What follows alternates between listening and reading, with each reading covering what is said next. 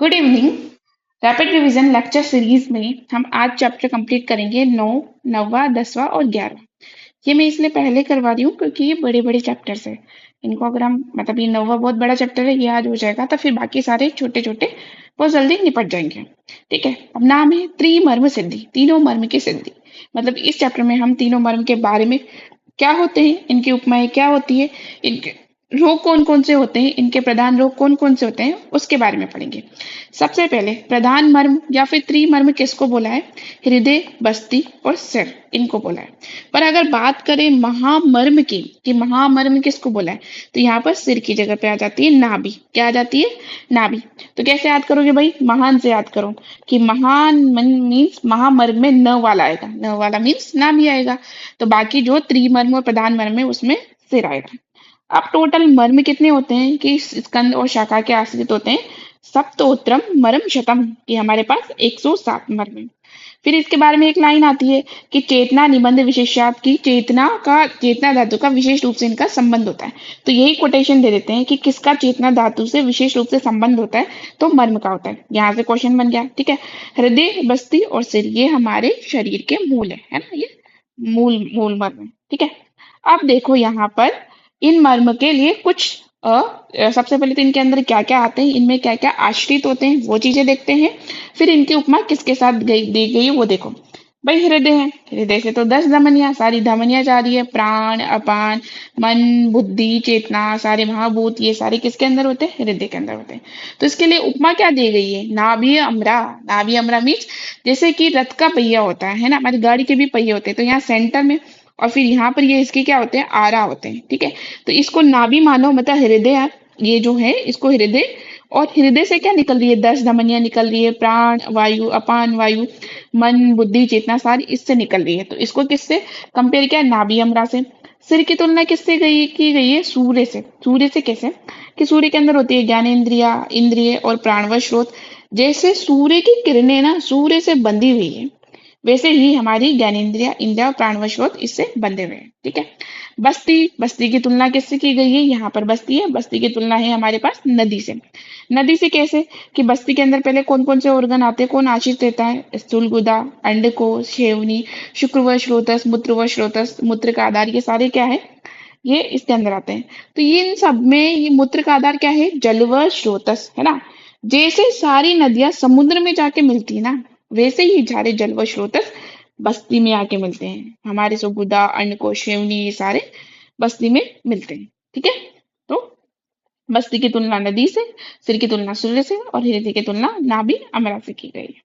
अब हमारे पास यहाँ पे कुछ रोग देखते हैं, तो ये रोग आपको याद हो ही जाएंगे। बस इसमें इंपॉर्टेंट याद रखो कि अपस्मार, उन्माद, प्रलाप, तो ये हम क्या सोचते हैं कि ये सारे सिर के मर्म में।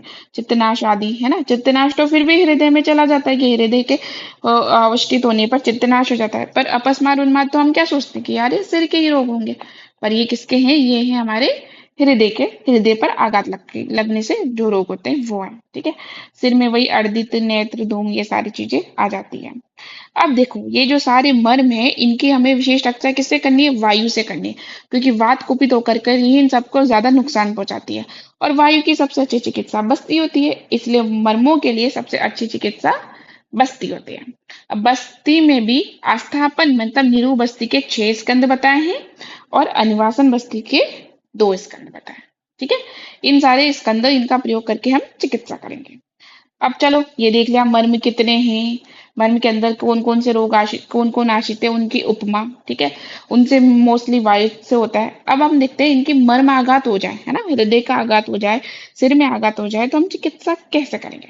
अगर हृदय वात आदि दोषों से दूषित हो जाए तो हमें क्या करना है? भुनी हुई हींग के चूर्ण में अपन पांचों नमक में से भी कोई सा भी नमक का चूर्ण मिला लो, बिजोरा नींबू मिला लो, या नींबू का रस, या फिर कोई भी खट्टे अनार, मतलब हिंगू चूर्ण लेना है, कोई सा एक लवण लेना है, मातुलुंग रस या फिर कोई अम्ल हृदय के लिए वो जो रस है वो लेना है। इसका उपयोग किस लिए करना है? रोगी, इन सबको द्रव में मिला करके रोगी को देना है, पहली बात। दूसरी बात कि लघु पंचमूल है ना, स्त्रियादि पंचमूल में अगर अपन शर्करा मिलाकर पीने के लिए दे तब भी रोगी सही हो जाएगा। या फिर बृहद पंचमूल, सिद्धि वागु, ये सारे किसके लिए? हृदय के लिए। सिर में अगर सिर में वात आदि दोष दूषित हो जाते हैं तो तेलों की मालिश, स्वेदन, ये सारी चीजें हमें करनी है। और बस्ती में कुंभी श्वेत और फलवर्ती, ये याद रखो। बस्ती में विरेचन वाली चीजें करेंगे, कुंभी श्वेत और फलवर्तियों का प्रयोग करेंगे। ठीक है। अब देखो, हृदय मूर्धनि बस्ती इन पे प्राण प्रतिष्ठित होते हैं। तो ये भाई, ये श्लोक वाली कोटेशन इसलिए इंपॉर्टेंट होती है क्योंकि वो छोटे छोटे पीसेस में दे लेते हैं। और पता है, ऑप्शंस भी ऐसे होते हैं कि हमें जाने पहचाने से लगते हैं, तो हमें ना कंफ्यूज हो जाते हैं, और यही क्वेश्चन हमारे सबसे ज्यादा गलत होते हैं। ठीक है। तो बस इन्हीं में ही परफेक्शन कब आएगा, जब हम इनको अच्छे से रिवाइज करेंगे, बार बार रिवाइज करेंगे। ठीक है। यही हमारे पास क्या करते हैं, इन मर्म प्रदेश में ये हमारे शरीर की रक्षा करते हैं। अब देखो, दो इंपॉर्टेंट रोग है वात की वजह से, अपतंत्रक और अपतानक। अब अपतंत्रक में क्या होता है कि खुद के कारणों से कुपित वायु क्या करेगी, अपने स्थान से स्थानाद ऊर्ध्व, अपने स्थान से ऊपर की ओर चली जाएगी। अब ऊपर की ओर जाएगी तो वो हृदय में पीड़न करते हुए कहाँ पे जाती है, सिर में जाती है और शंख प्रदेश में जाती है। ठीक है। वहां पर पीड़न करेगी, और पीड़न करते हुए क्या करेगी, धनुर्वद मेद, मतलब शरीर को धनुष के जैसा टेढ़ा कर देगी।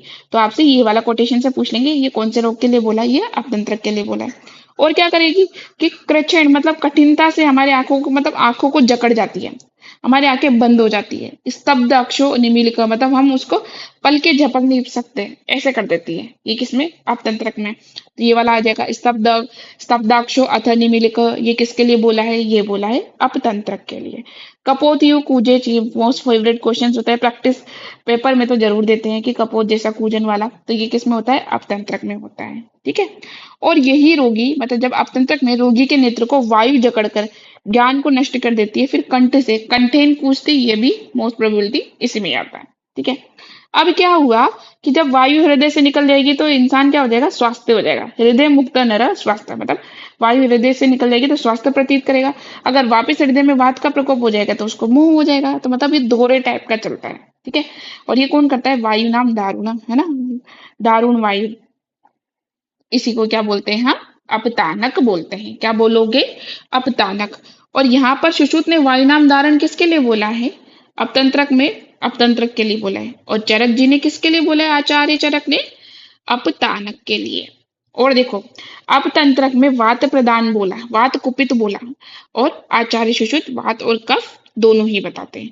तो ये छोटी छोटी लाइनें याद रखनी है कि हमारे पास यहाँ पे धनुर्वद एद गात्राण्य आक्षेप किसने बोला, कपोति कूजन, ये भी अपतंत्रक में है। स्तब्ध अक्षो अथ निमिलक, ये भी अपतंत्रक में है। ये सारी अपतानक में क्या है कि हृदय मुक्ति, नर स्वास्थ्य के, हृदय से मुक्त होते नर स्वास्थ्य लगता है। और अगर वापस हृदय में वात का कुपित हो जाएगा तो इंसान को क्या बोलते हैं, दोहरे आ जाएंगे। चिकित्सा क्या है, सिंपल, अपतंत्रक कफवात की वजह से हो रहा है तो तीक्ष्ण कफवात शामक चिकित्सा और तीक्ष्ण प्रदमन वाली चिकित्सा। एक आती हिंगवादी चूर्ण, क्योंकि यहाँ पे हिंगु अम्ल वेतस इन सबके चूर्ण को हमें क्या करना है, 6 मास की मात्रा में लेकर के, जो कि क्वाथ के साथ पीना है। तो हिंगवादी चूर्ण किसके लिए, अपतंत्रक के लिए।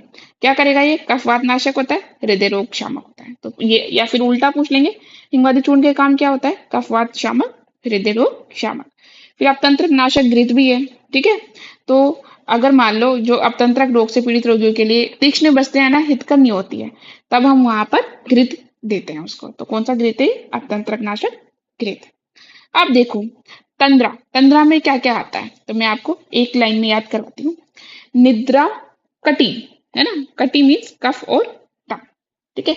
मूर्छा पिटी, तो पी से हमारे पास पित्त और तम, तो निद्रा कटी मूर्छा पिटी तंद्रा के वक्त, तो वक्त से आ जाएगा हमारे पास वात कफ और तम। तंद्रा के वक्त ब्रह्म किस में हुआ, पीवीआर में, पीवीआर मूल होता है ना, तो ब्रह्म पीवीआर मतलब पित्त वात और रक्त। तो निद्रा कटी मूर्छा पिटी तंद्रा के वक्त ब्रह्म पीवीआर में। अब देखो, तंद्रा का लक्षण क्या होगा कि जब है ना कफ के साथ वायु कहाँ पे जाती है, हृदय में जाएगी, तो हृदय क्या हो जाएगा बेचारा, व्याकुल हो जाएगा।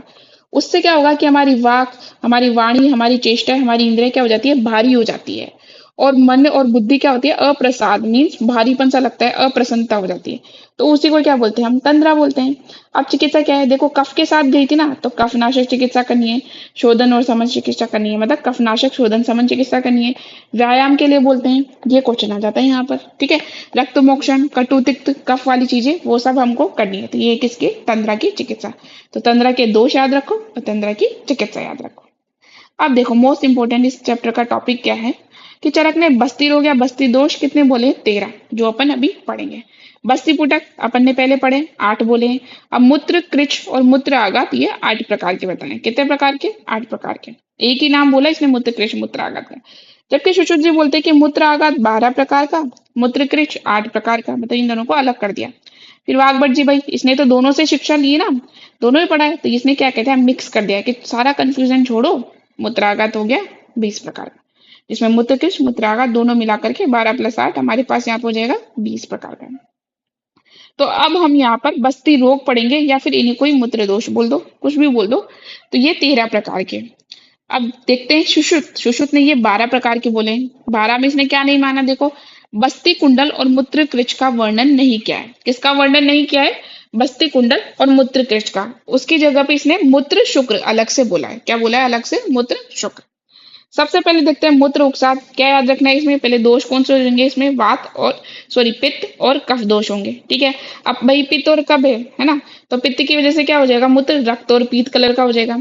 कफ की वजह से क्या हो जाएगा? गन यानी गाढ़। तो दोनों के रटने की कोई जरूरत ही नहीं है। मूत्र उकसात होता है पित्त कफ की वजह से, पित्त की वजह से रक्त पित्त, कफ की वजह से गाढ़ा मूत्र हो जाएगा। और पित्त है तो दहा के जैसा श्वेत और सांद्र मतलब गाढ़ा सा मूत्र आएगा। चिकित्सा क्या होगी? जो कारण है उसी का शमन करो, तो पित्त और कफ नाशक चिकित्सा करो। ठीक है। सुश्रुत यहाँ पर बोलते हैं, दोनों का अलग अलग बताते हैं कि पित्त की वजह से रोचना चूर्ण सन्निभम होता है मूत्र, और कफ की वजह से शंख चूर्ण, है ना, ये रोचन चूर्ण के जैसा, ये शंख के चूर्ण के जैसा। ठीक है। अब हमारे पास आता है मूत्र जठर। ये क्या है हमारे पास? मूत्र जठर। अब मूत्र में देख, मूत्र जठर में क्या होता है? आपने वेगों को रोका, विदारनाथ, वेगों को रोकने की वजह से वायु क्या क्या हो जाएगा? प्रतिलोम गति होगी, मतलब ऊपर जाएगी। ऊपर कहाँ पे जाएगी वायु? बस्ती में जाएगी। बस्ती सॉरी उदर में जाएगी, तो उदर में जाकर क्या कर देगी? उदर को वात से भर देगी। उदर से क्या कर देगी? वात से भर देगी, है ना। और फिर क्या होगी? अनियमित रुजा, हमें बिना कारण के रुजा होगी। और फिर वो क्या करेगी कि अपक्ति मतलब खाने में हमारा कोई मन नहीं होगा। मल और मूत्र का क्या कर देती है? संग कर देती है। मतलब ना मल बाहर आ पा रहा है ना मूत्र बाहर आ पा रहा है। मतलब बस्ती में तो मूत्र बढ़ा दिया और उधर में वात को बढ़ा दिया। ठीक है। तो चिकित्सा क्या है भाई? ये मूत्र बस्ती में भर गया है इसलिए हमें रुझा हो रही है, तो मूत्र विरेचनी मतलब मूत्र का विरेचन करने वाली चिकित्सा कर दो, मतलब मूत्र को निकाल दो। ठीक है। ये दूसरा खत्म हो गया। तीसरा देखो, है ना। अब इसमें एक और चीज है, हिंगू दूर उत्तर। ये चूर्ण आपके उदाव्रत में आएगा, है ना। किसमें आएगा? चिकित्सा स्थान में आएगा, उदाव्रत में। तो यहाँ पर ये चूर्ण चिकित्सा चरक में 2 जगह पर है, एक उदाव्रत में, एक मूत्र जठर में। यहाँ पर 2 में हिंगू द्विवृत्तर चूर्ण का प्रयोग किया गया है। ठीक है। अब आता है मूत्र कृच। अब मूत्र कृच में क्या होता है भाई? कि आपने आपके मूत्र का वेग आया और आपने क्या किया? वेवाय मतलब आप मैथुन में प्रवृत्त हो गए, है ना। तो बेचारा, तो वात क्या हो जाएगी? कुपित हो जाएगी। अब वो कुपित हुई वायु है ना, अपने स्थान से जो बहुत शुक्र को ना मूत्र के साथ या तो आगे या फिर पीछे, कभी भी शुक्र को मूत्र के साथ लेकर के आएगी। इसको क्या बोलते हैं? मूत्र कृच। क्या बोलोगे? मूत्र कृच। ठीक है। आगे समझ में। अब आचार्य सुश्रुत और भागवत ने मूत्र कृच नहीं माना है, मैंने पहले ही बोला था। इसने क्या माना है? मूत्र शुक्र। और उसका लक्षण क्या दे रखा है? भस्म उदक प्रतिकाशम मूत्र शुक्र, मतलब भस्म उदक के जैसा दिखता है मूत्र शुक्र में। देखो, जो चीजें जिस आचार्य ने नहीं मानी है और किसी आचार्य ने मानी ना, तो वो वैसे ही अपने आप में इंपॉर्टेंट हो जाती है, क्योंकि एग्जामिनर वही क्वेश्चन पूछते हैं जो चीजें यूनिक होती है। अब देखो, मूत्र चरक ने नहीं माना है और सुश्रुत ने माना है, तो ये चीज अपने आप इंपॉर्टेंट हो गई, तो आप इसको याद कर लो, भस्मोदक प्रतीकाशम। ठीक है। अब आता है हमारे पास मूत्र संघ। नाम से पता चल रहा है कि कहीं ना कहीं संघ हो गया है ना, तो मतलब रुक गया है। अब क्या होता है? ख वैगुण्य। ख वैगुण्य क्या होता है? स्रोतस की विकृति। ख मीन्स क्या होता है? स्रोतस, वैगुण्य यानी विकृति। अब यहाँ पर कौन सा स्रोतस आता है? यहाँ पर मूत्रवायु स्रोतस आता है। तो मूत्रवायु स्रोतस की विकृति से क्या होता है कि जो वायु जो है ना मूत्र के साथ के, मतलब जो अनिल आक्षेप है, ये क्या होगा कि मूत्रवायु स्रोतस की विकृति से या फिर वायु से मूत्र के खींचे जाने का, मतलब वात क्या करती है? उस मूत्र को खींच लेती है। तो हम जब मूत्र त्याग करते हैं तो पूरा मूत्र बाहर नहीं निकल पाता। कुछ मूत्र है ना मणि संधियों में, मतलब हमारी जो जो पेनिस वाला पार्ट है वहीं पर रुक जाता है।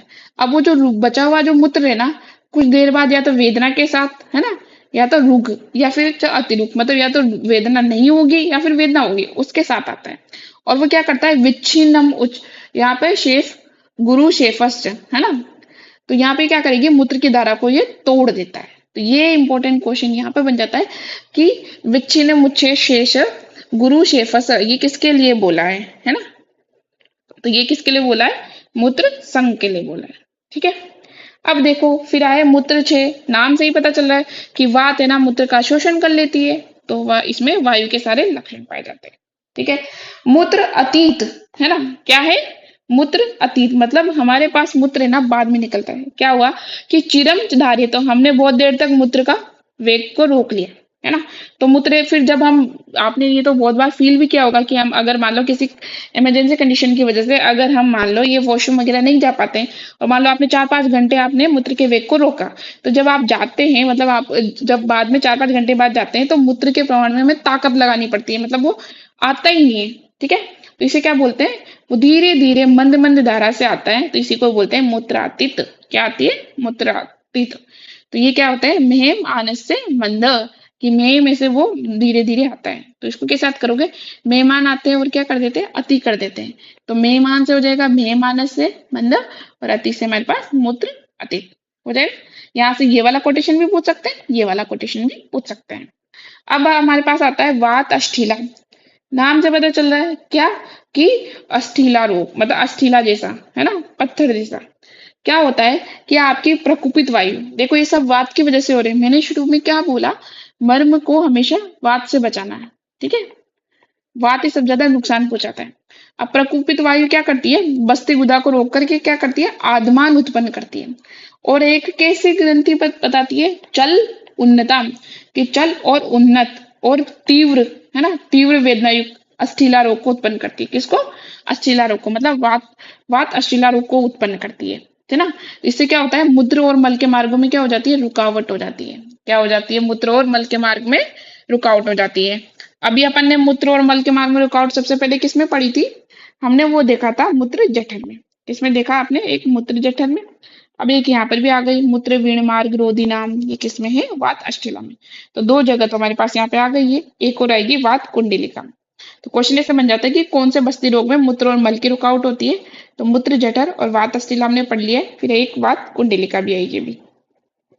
ठीक है, वात बस्ती में तो क्या होता है कि अगर अपन जिनको मतलब अभ्यास ही हो जाता है कि वो रोजाना मूत्र का धारण करते हैं, तो क्या होगा कि वात उसकी कुपित हो जाती है।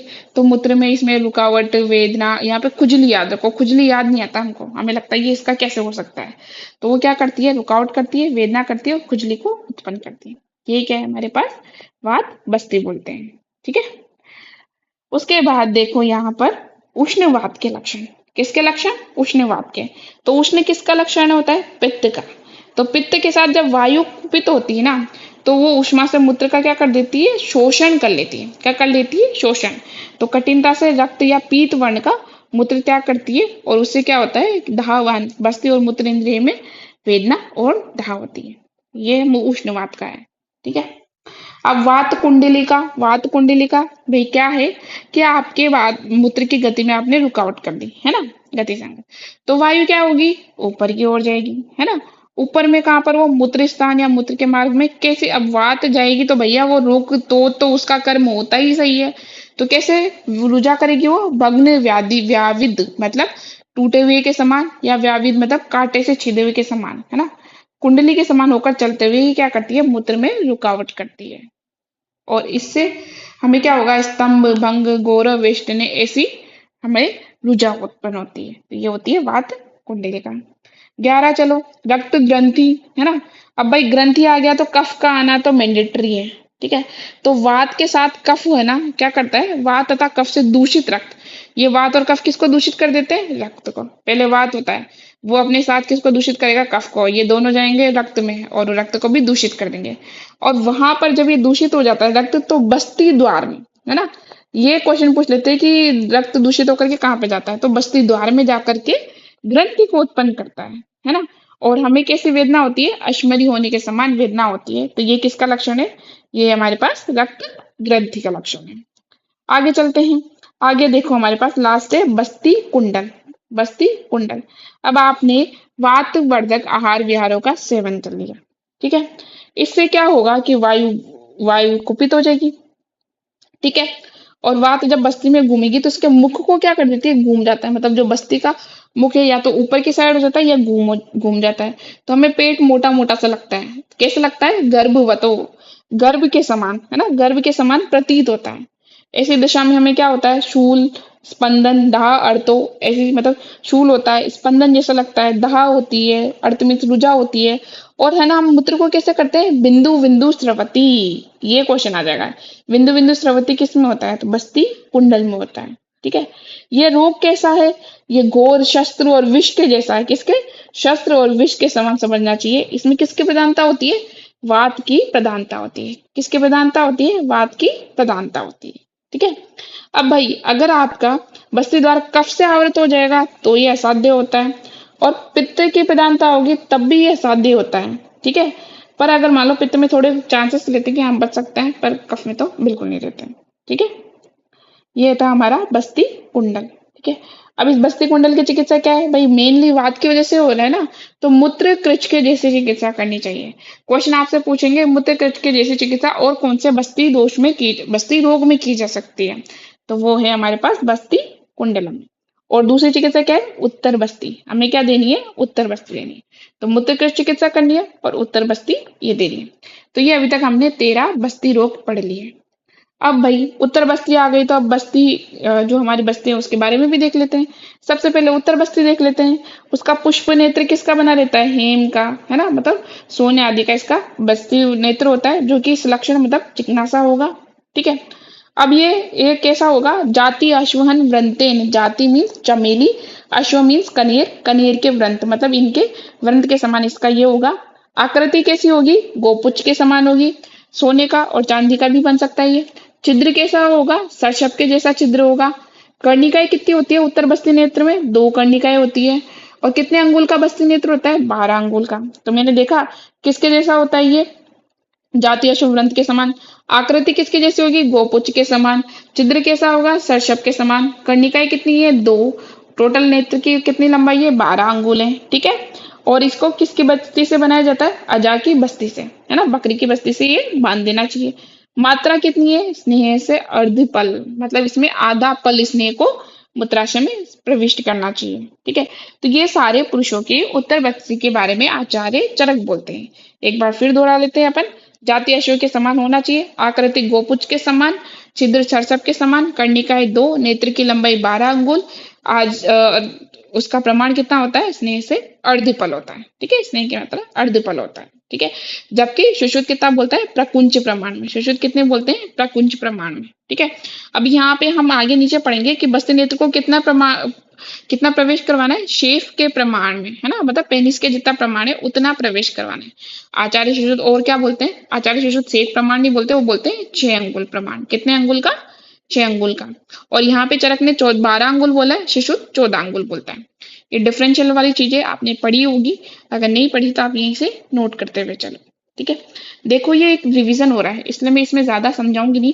बस आपको ये ईयरफोन लगा करके सुनना है, ताकि आपकी चीजें आगे आपकी इमेज बनती रहे और आपको चीजें याद होती रहे। ठीक है। अब ये देखो शेफ प्रमाण में इसको अंदर प्रवेश करना है, आने के बाद फिर 2 या 3 बस्ती भी देनी है। ठीक है। उसके बाद देखो, अगर मान लो आपकी बस्ती नहीं आई तो हम कौन सी वर्ती का प्रयोग करेंगे? पिपल्यादि वर्ती का। वो वर्ती कैसी होगी? आगे तो शर्षप आकार की होगी, और उसके बाद वाली कैसी होगी? माश, मतलब ये वर्ती मतलब पतली होगी, फिर इसके बाद बड़ी है, ऐसे मोटी, ऐसी ऐसी वर्ती होगी। ठीक है। ये शर्षप आकार की, ये माश में उड़द के आकार की। ठीक है। और इसकी मोटाई किसके बराबर होगी? अंगुष्ठ के बराबर। इसकी जो मोटाई है ये अंगुष्ठ के बराबर होगी। ठीक है। अब स्त्रियों में देखते हैं, स्त्रियों में उत्तर बस्ती कब देते हैं भाई? आर्तव काल में देते हैं। अब आर्तव काल में क्यों देते हैं? क्योंकि उस समय गर्भाशय का मुख क्या रहता है? खुला रहता है, ब्लीडिंग होती रहती है ना, तो गर्भाशय का मुख खुला रहता है, इसलिए वो स्नेह को क्या कर लेती है? ग्रहण कर लेती है। ठीक है। अब स्त्रियों का उत्तर बस्ती नेत्र देखो भाई, पुष्प नेत्र कितना होता है? 10 अंगुल। वो भी हमारा कितना दे रखा था? ये 12 अंगुल था। ठीक है। मेल का 12 अंगुल, स्त्रियों का 10 अंगुल। ठीक है। मूत्र उसका परिणाम कैसा था? षडशप छिद्र के बराबर। यहाँ पर जितना मूत्र स्रोत की गोलाई है उतना इसका परिणाम होना चाहिए, और आगे का छिद्र इसमें मूंग निकल जाए। कितना क्या निकल जाए? मूंग। और वहां पर क्या था हमारे पास? आगे सरसप, यहाँ पर था हमारे पास सरसप छिद्र जैसा। क्या है? सरसप छिद्र जैसा। यहाँ पर मूत्र स्रोत की जितनी, मतलब हमारा जो मूत्र स्रोत है वो जितना गोला है वैसा मूंग निकल जाए वो। अब अपत्य मार्ग में मतलब नारियों के अपत्य मार्ग मतलब योनि मार्ग में 4 अंगुल देना है, मूत्र मार्ग में 2 अंगुल देना है, और जो बाला है मतलब जो 1 साल मतलब जो छोटी कन्याएं होती है उनमें 1 अंगुल ही देते हैं, और वो भी मूत्र मार्ग में ही देते हैं। इसमें योनि मार्ग में नहीं देते हैं, है ना, क्योंकि उनके ब्लीडिंग शुरू नहीं होती, पीरियड शुरू नहीं होते, इसलिए उनके वो खुला नहीं रहता। तो बालाओं में सिर्फ मूत्र मार्ग में 1 अंगुल, स्त्रियों में योनि मार्ग में 4 अंगुल और मूत्र मार्ग में 2 अंगुल। ठीक है। कैसे देते हैं? उत्तान उनको शयन करवा देते हैं, ठीक है, फिर उनको वो शक्ति वगैरह मतलब जैसे लिथोटोमी पोजीशन होती है वैसे उसको देते हैं, ठीक है। फिर उसके बाद देखो कि आपने एक आज देती, फिर उसको दुगना तिगना मतलब 2-3 दिन तक उसको उत्तर बस्ती का प्रयोग करना चाहिए बढ़ाते हुए। फिर 3 दिन का गैप देना है अपन को, कितने दिन का? 3 दिन रुक करके वापस त्रिरात्र, वापस 3 दिन तक स्नेह को बढ़ाते हुए उत्तर बस्ती को हमें देना है, ठीक है। अब शंखक रोग देखते हैं, ठीक है। तो ये हमने यहाँ पर बस्ती वाले सारे रोग कंप्लीट कर लिए। अब आते हैं हमारे पास शिरो रोग वाली चीजें वापस से। शंखक रोग, पहले तो इसमें दोष कौन से होते हैं? इसमें होता है रक्त पित्त अनिल, रक्त पित्त और वायु, आरपीवी पीवीआर बोलो, ये दोष होते हैं। सुश्रुत इसमें त्रिदोष प्लस रक्तश ये मानते हैं, ठीक है। इसमें क्या होता है, ये कैसे फैलता है? विष के समान विश्वद वेगी, विष के समान तीव्र वेग वाला होता है, ठीक है। और ये 3 रात तक मतलब रोगी 3 दिन तक ही जीवित रह सकता है, 3 दिन में ही रोगी के प्राण नष्ट हो जाते हैं। और अगर मान लो बच भी जाता है ना, तो प्रत्येक ही समझ करके हमें इसकी चिकित्सा करनी है, मतलब कि हाँ मतलब असाध्य रोग है ऐसे समझ के चिकित्सा करनी है। इसमें चिकित्सा में सिरो विरेचन सेक आदि जैसे विसर्प में होती है वैसी चिकित्सा इसमें करनी है। 3 क्वेश्चन पूछेंगे, पहले कौन कौन से दोष? पीवीआर, पित्त, रक्त और हमारे पास वायु, ठीक है। फिर त्रिराज जीवितम हंति किसके लिए बोला है? मोस्ट फेमस क्वेश्चन है, बहुत बार आया है, यूपीएससी में भी आया है, ठीक है। प्रत्यक्ष आचरित क्रिया, प्रत्यक्ष समझ की क्रिया किसमें करनी है? शंखक रोग में। और विसर्प के जैसी चिकित्सा किसमें करनी है? शंखक रोग में। तो ये क्वेश्चन बनेंगे यहाँ पे, ठीक है। ऐसे यहाँ पर अब अर्धांग भेदक देखते हैं कि वात कुपित हो गई ना, है ना, कुपित वात क्या करती है? आधे सिर में जाकर के आधे भाग में क्या करती है? शस्त्र अण्णी निवाम मतलब शस्त्र के काटने जैसी, है ना, ऐसी वेदना करती है। और इसके अधिष्ठान रोग कौन कौन से मतलब कहाँ कहाँ पे होती है? ये मन्या में मतलब कुपित वात है ना, मन्या में मतलब हमारे गर्दन के भ्रू भोए शंख कर्ण अक्षी ललाट, इनमें इन सब में आदि आदि आधे भाग में वेदना उत्पन्न करती है। तो शस्त्रअन्नी निवाम किसके लिए है? अर्धावेदक के लिए है, ठीक है। और फिर ये क्या करती है? ये नयन मतलब हमारे नेत्र वगैरह अगर इनमें जाती है तो इनको नष्ट कर देती है। श्रोतम अतिवृद्धो, वहां पर वात कुपित होकर के नयन को श्रोत को नष्ट कर देती है, ठीक है। फिर चतु स्नेह उत्तम मतलब चारों स्नेह की उत्तम मात्रा कौन से रोग में बोली है? अर्धावेदक में। शिरो और काय विरेचन किस में बोला है? अर्धावेदक में बोला है, ठीक है। उपनाह करना है, सिरोबस्ती करनी है, प्रतिशय सिरो रोग जैसे इसकी जो चिकित्सा बोली है वो चिकित्सा यहाँ पे करनी है। तो यहाँ पे पहले दोष पूछेंगे, ठीक है। दोष यहाँ पर हमारे पास क्या है? वात, या तो वात अकेला आएगा, ठीक है, या फिर दोनों के साथ। केवलम या सकफो मतलब वायु है ना, या तो अकेली या कफ के साथ मतलब वात या वात कफ, ठीक है। कहाँ पे जाएगी? मन्या भ्रू वाले में जाएगी। कैसी वेदना करेगी? शस्त्र अण्णी के जैसी वेदना करेगी, ठीक है। क्या लेनी है? चतुर्स्नेह की उत्तम मात्रा लेनी है, ठीक है। ये सारी चिकित्सा सुश्रुत ने इसको त्रिदोषक बोला है और इसने वात या वात कफ के जैसा बोला है। अब यहाँ पे देखो देखो शस्त्र विष उपम, अभी अपन ने वस्तु कुंडल में देखा था कि शस्त्र और विष के जैसा। अब शस्त्र अण्णी निभाम ये आएगा अर्धावेदक में, और विश्वद वेगी ये है शंखक में। तो ये है आपके डिफरेंशियल डायग्नोसिस जो अपन को याद रखनी है। आगे चलो, आगे हमारे पास यहाँ पे देखो सूर्याव्रत रोग में क्या होता है? पहले दोष देखो, रक्त और मारुत, ठीक है, रक्त और वायु। क्या होगा कि ये रक्त और वायु क्या करती है? शरीर में जाकर दूषित हो जाती है। फिर शरीर में सॉरी सिर में तो जैसे जैसे है ना हमारे पास यहाँ पे क्या होता है, जैसे जैसे सिर दिन बढ़ता है तो सूर्य की किरणों से क्या होते हैं? ये द्रवित होते जाते हैं, ठीक है ना। सिर की पीड़ा बढ़ती जाती है विषण देते सने सने, और जैसे ही दिन हमारे पास दिन ढलता है तो ये क्षय होता जाता है, ठीक है।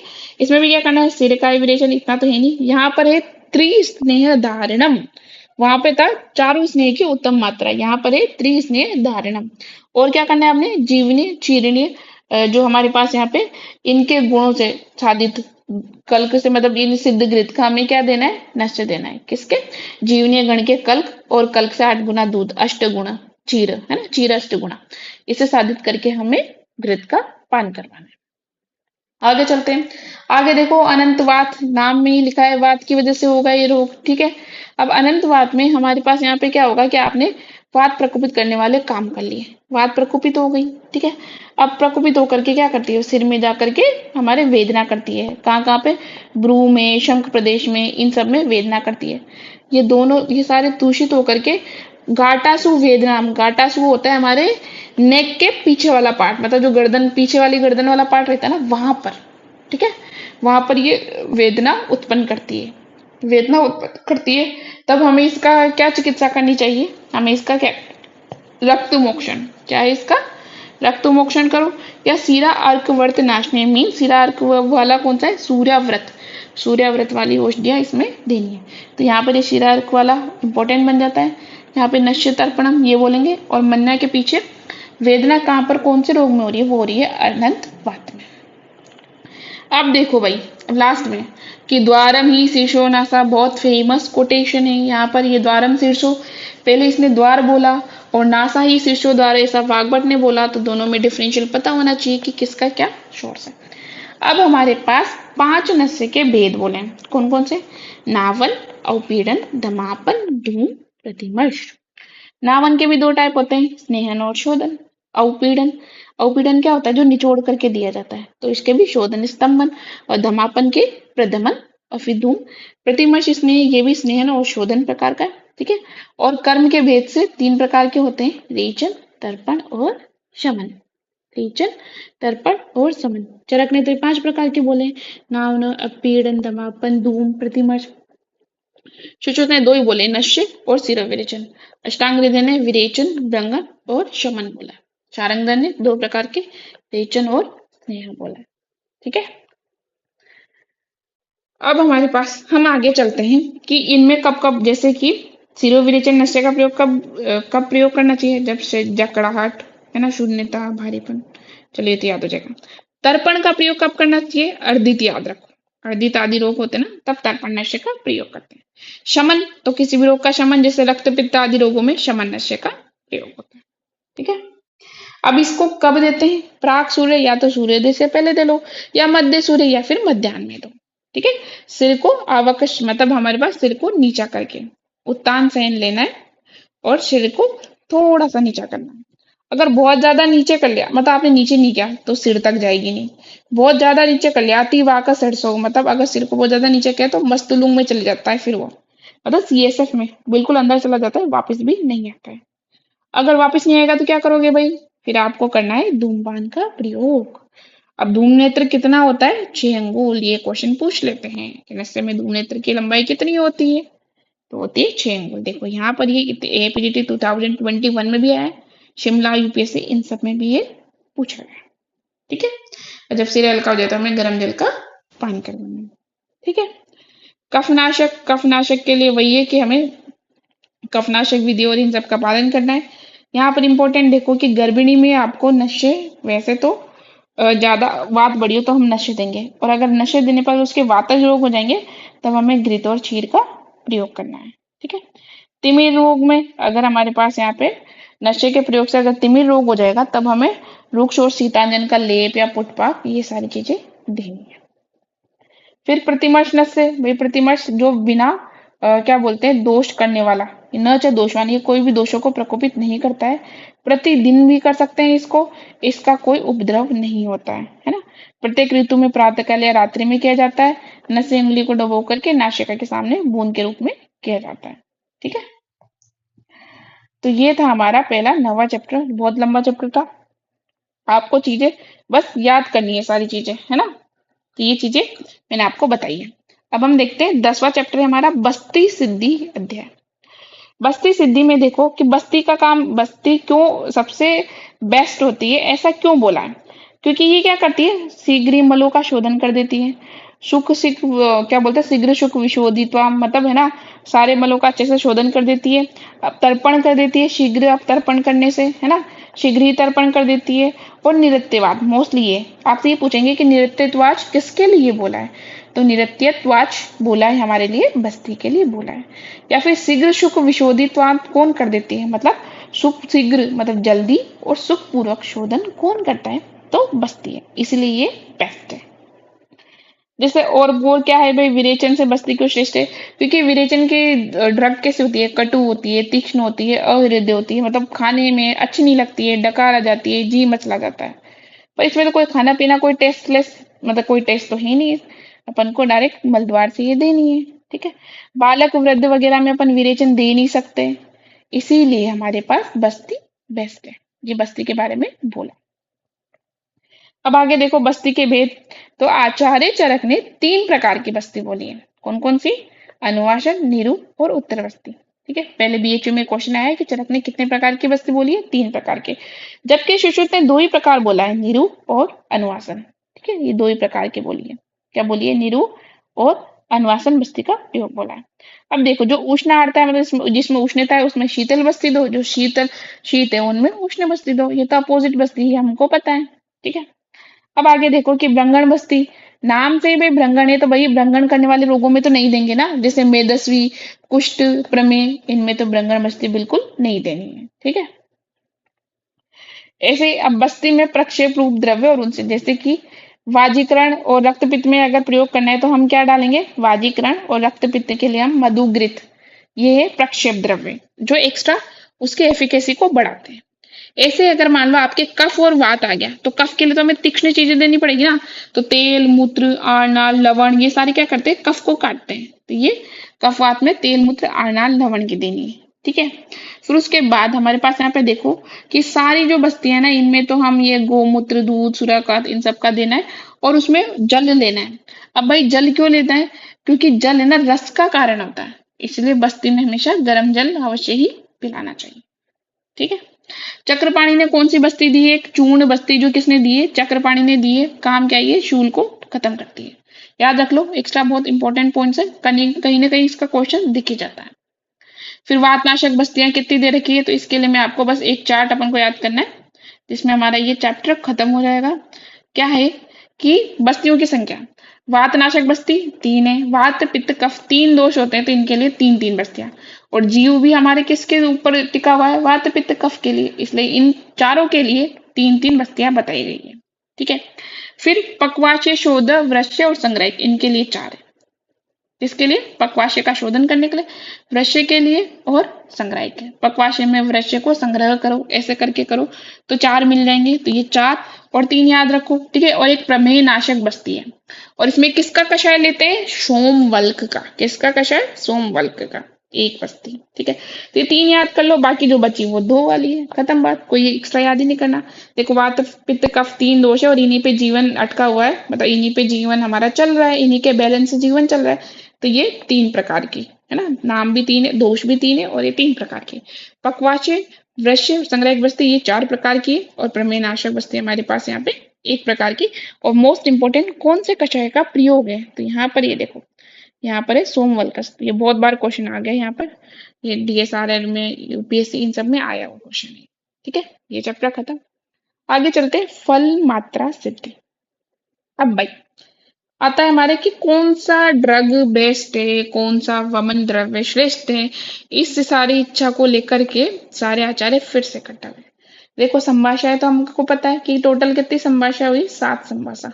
तो सबसे लास्ट वाली संभाषा ही यहाँ पर है फल मात्रा सिद्धि अध्याय में। 4 तो सूत्र स्थान में हुई थी, 1, 12, 25, 26 में, शारीर में 3 और 6, और सिद्धि में 11। अब देखो मदन फल के बारे में कि भाई कौन सा द्रव्य श्रेष्ठ है ना, मदन फल आदि द्रव्य में श्रेष्ठ द्रव्य कौन सा है, इस विषय को लेकर के संभाषा हुई। ठीक है, अब सबने अलग अलग वो बोले, तो मैं आपको चार्ट से ही बताती हूँ इसमें, कि हमें याद भी वही चार्ट याद रखना है और उसी को देखना है। कि सबने बोला ये चैप्टर, इसी चार्ट को याद कर लो, आपका चैप्टर पूरा कंप्लीट हो जाएगा। कि आत्रेय को सबसे लास्ट में बताती हूँ मैं।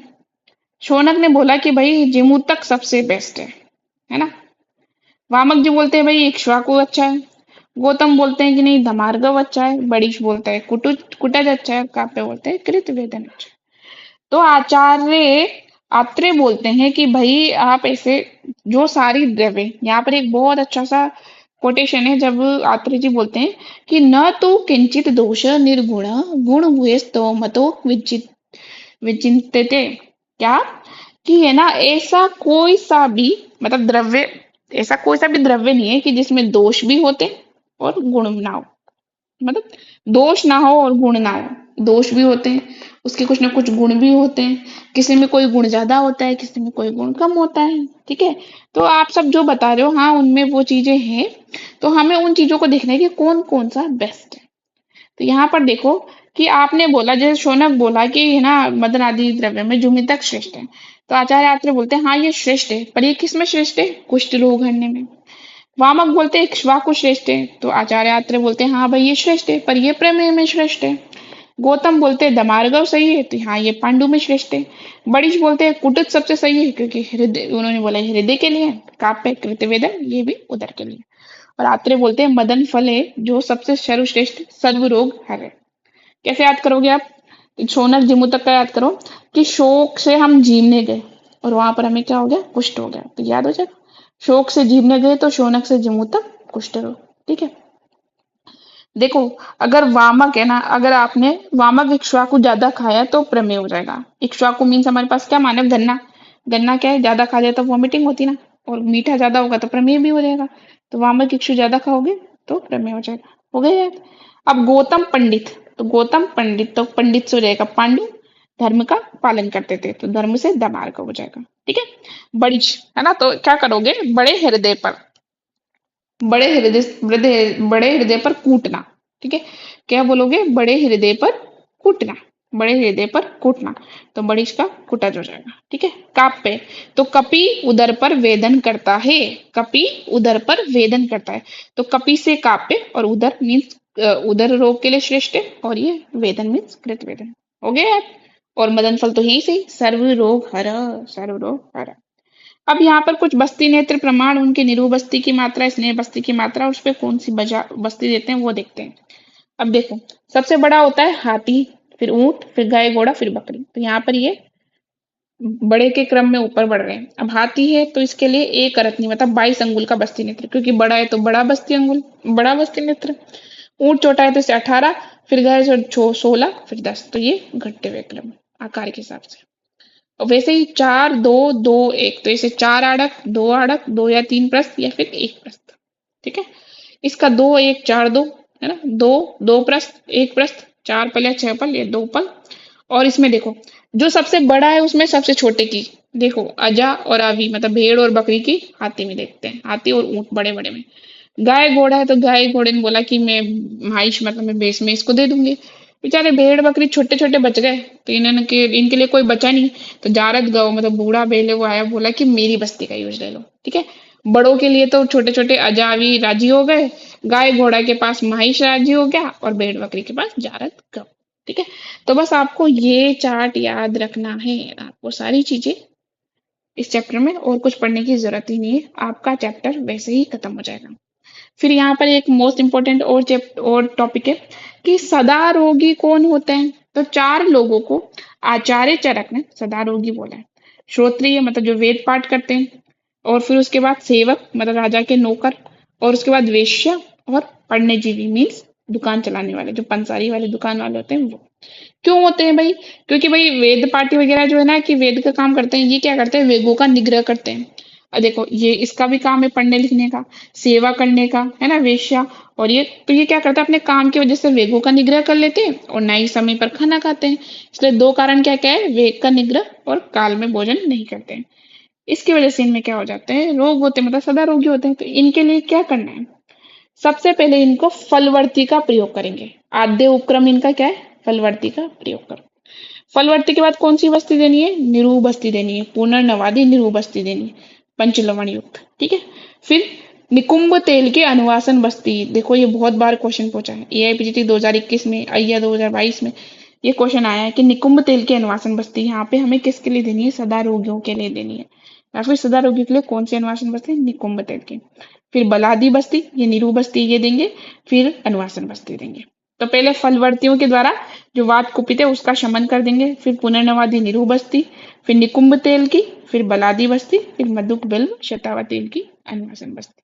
बस इन सब में ये चैप्टर खत्म, आपका ये चैप्टर खत्म। बालक और वृद्धों के लिए कौन से क्वाथ से बने हुए जीवक गण के क्वाथ और कल्क से पकाए हुए तेल की बस्ती और अगर नीरू बस्ती देनी है तो हमें जीवनी गण के पात में नमक मिला दो, नीरू बस्ती के नमक मिला दो, अनुवासन देनी है तो इनके तेल की। ये किसके लिए है? ये शिशु व्रत इनके लिए। तो ये हमने आज चैप्टर कंप्लीट किया, 9वां 10वां 11वां। किसी को फास्ट लग रहा होगा पर ये रैपिड रिवीजन है, मतलब आपने चीजें पढ़ रखी है, बस रिवीजन वाला पार्ट चल रहा है, वो चीजें हम यहाँ पे कंप्लीट कर रहे हैं। ओके, अगर आपको कोई डाउट हो तो टेलीग्राम पे या कमेंट बॉक्स में बताना।